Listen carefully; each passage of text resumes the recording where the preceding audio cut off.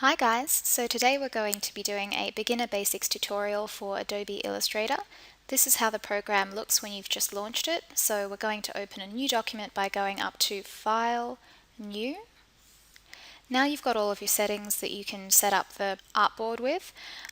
Today we're going to just leave it untitled and leave all of the settings as they are because they can all be changed later on. So here is your artboard, and this is where you're going to be making all of your art. So we'll start by just going and doing some basic shapes.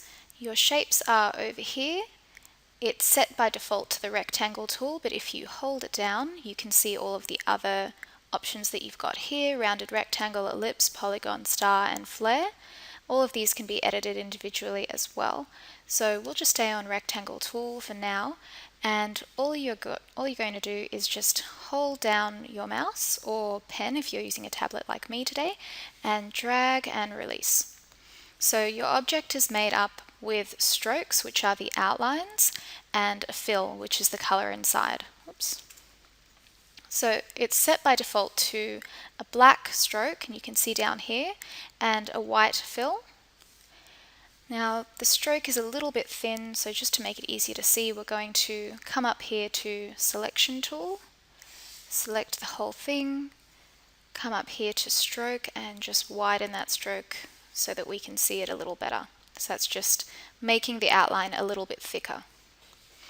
Okay, so if you want to change the stroke color, you just select the object, select Stroke down here, and then choose one of your colors from your swatch library, which is up here.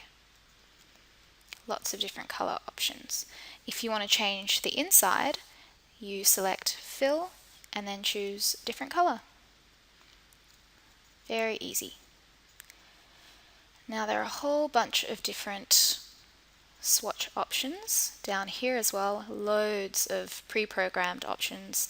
Art history, got there, nature colors if you're doing a nature scene. It's really helpfully categorized into different themes, which is super helpful. Gradients as well, fades, all sorts of options. There are patterns as well, basic graphics if you want to do dots, something Liechtenstein inspired, whatever. So we'll just make it a basic color so we can see what we're doing. So you have got your selection tool, which is here. With the selection tool, you can select an object and move it around the page. You can rotate, so when you come up to any point, you can just hold your cursor next to the point. The rotate option will show up and you can rotate your object. And just release when you're happy. Let's go put it there. You can also resize an object. So just by grabbing a point, moving it around. If you want to lock the ratio, you press Shift and then drag and release. Always release before you release the shift as well, so that you make sure that you don't accidentally misshape your item at the end. So that's the selection tool. You've also got the direct selection tool, which is right next to it. Now the direct selection tool allows you to warp the image, warp the object by grabbing these individual anchor points and moving them around. So you select an anchor point and then you can just move it however you want.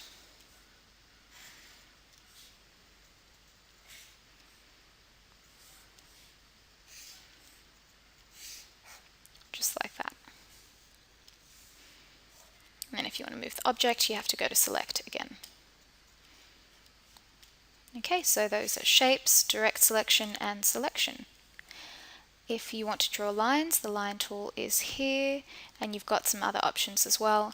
Anytime you see a little triangle on the edge of a tool, it means that there are additional tools that you can use as well that are relevant to that particular tool, and you just hold it down and then you can see what the other tools are as well.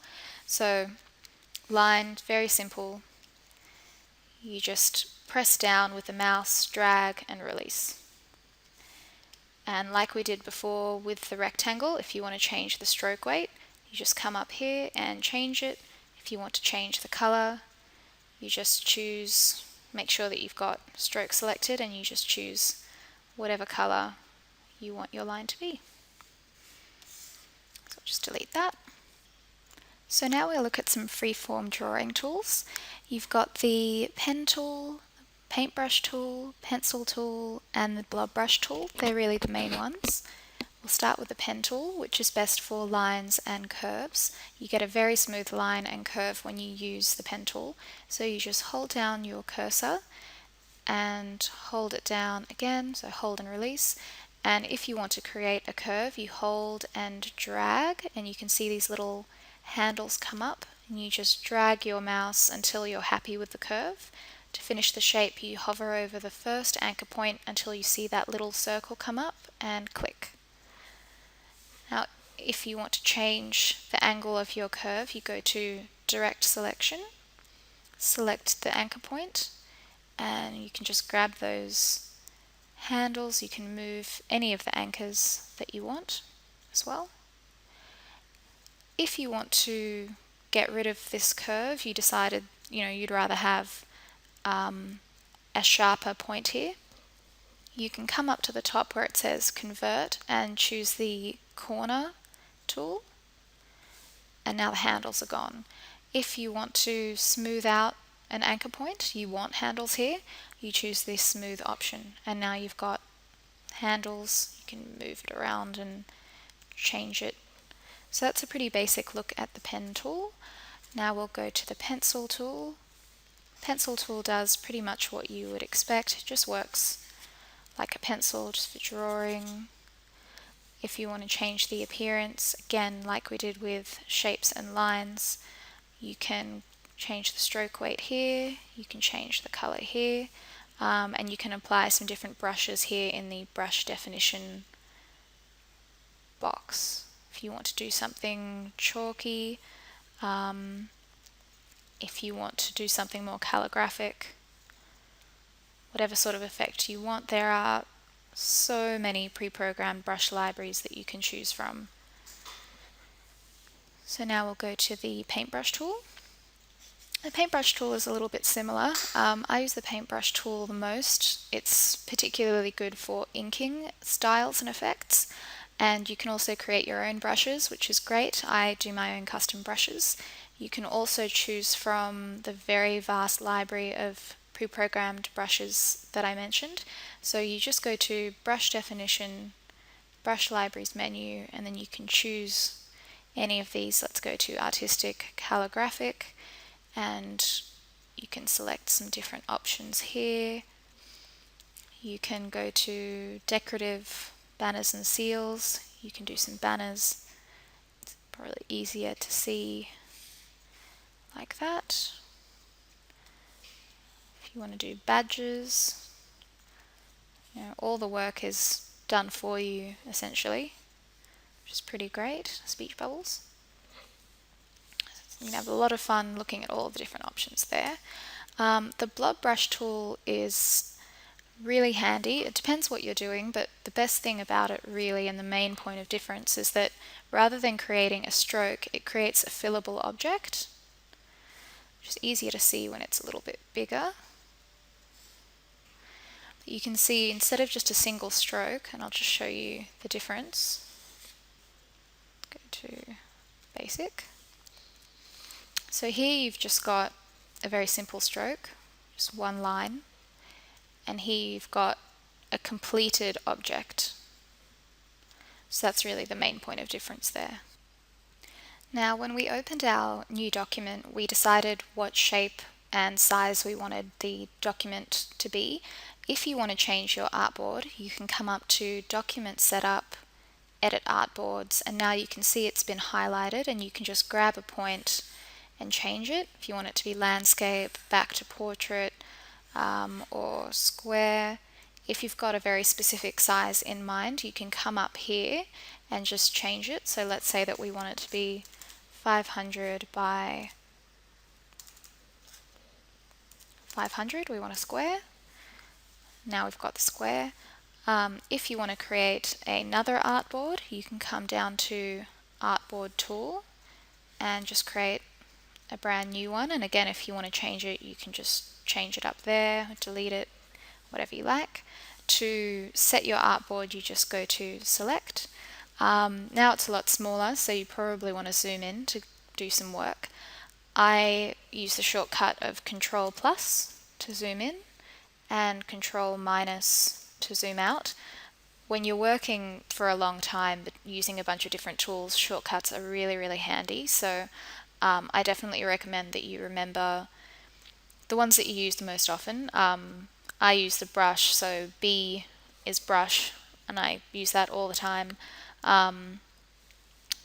As well as selection is V and direct selection is A. Those ones really are the main ones that I use quite often. Eyedropper as well.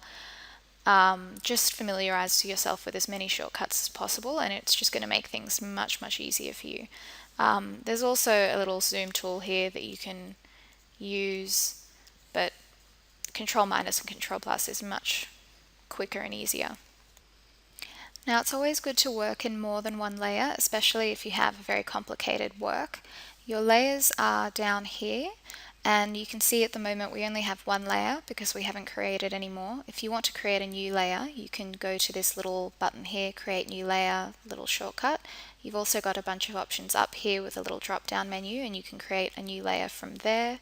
You can rename your layer, you can change the color of the little icon here.